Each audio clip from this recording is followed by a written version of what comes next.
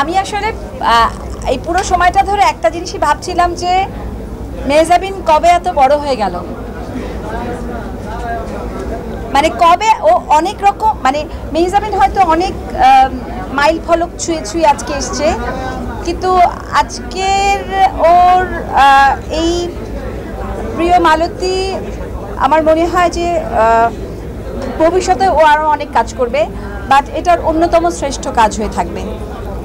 আর আমি যেটা সত্যি আমি এটা ফিল করে বলেছি যে আমি ভাবছিলাম এই মেয়েটা কবে এত বড় হয়ে গেল, কবে এত বড় হয়ে গেল, কবে সে এত পাকা অভিনেত্রী হয়ে গেল। আমি প্রত্যেকটা মোমেন্ট এনজয় করেছি, মানে আমি এনজয় করেছি মানে হচ্ছে গিয়ে প্রত্যেকটা মোমেন্টকে আমি বিশ্বাস করেছি, মানে ওর অভিনয়ের প্রত্যেকটা মোমেন্টকে আমি বিশ্বাস করেছি। So I am so proud. Please এই সিনেমার সাপেক্ষে কোনো ইমপ্রুভমেন্টে কোনো আলোচনাই হবে না। এই সিনেমাতে আই থিঙ্ক ও আর একদম সব থেকে উঁচু জায়গাটা ছুঁয়ে ফেলেছে। তোমার নাম কি? সত্যি সত্যি সম্রাট শাহজাহান? শাহজাহান সম্রাট। Okay, very good job. Okay, and of course অভিনন্দন প্রিয় মালতীর সবাইকে,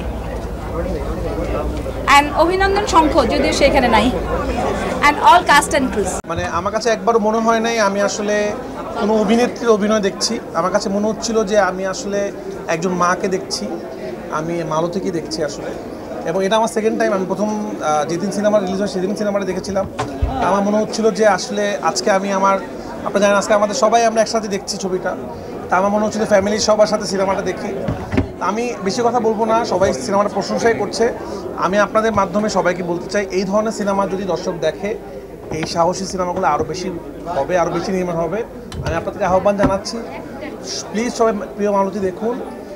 ছবিটা যারা বানিয়েছে তারা অনেক কষ্ট করে বানিয়েছে এবং তারা যে মেসেজটা দিতে চেয়েছে সেটা আমাদের জন্য খুবই জরুরি এই সময়ের জন্য। আপনারা জানেন এইভাবে অনেক মানুষের জীবনে এই ধরনের ঘটনা ঘটে। ছবিটা চূড়ান্ত লেভেলের বাস্তবধর্মী একটা সিনেমা। তো আপনারা যদি এই ধরনের সিনেমা দেখেন তাহলে এই ধরনের সিনেমা আরও বেশি হবে এবং যারা ছবিটি বানিয়েছে তারা সার্থক হবে। তো আমি আবার মেহজাবিনকে ধন্যবাদ দিতে চাই আজকে অসাধারণ অভিনয় করার জন্য। অনেক ভালো লেগেছে এবং প্রত্যেকটা মানুষ এই ছবির প্রতিটা কাস্টিং ভালো অভিনয় করেছে। তো সবাইকে বলবো এই ছবিটি দেখেন, আপনাদের ভালো লাগবে। আমার কথা কি যে একটা ইন্ডাস্ট্রি সব ধরনের সিনেমা দরকার আছে। এই ধরনের সিনেমা যেরকম দরকার, কমার্শিয়াল সিনেমা যেরকম দরকার, সব ধরনের সিনেমা মিলেই কিন্তু ইন্ডাস্ট্রি। সব ধরনের সিনেমা যখন ওয়ার্ক করবে তখনই আমাদের ইন্ডাস্ট্রি গ্রো করবে। তো আমার মনে হয় সব ধরনের সিনেমাই আমাদের দেখা উচিত।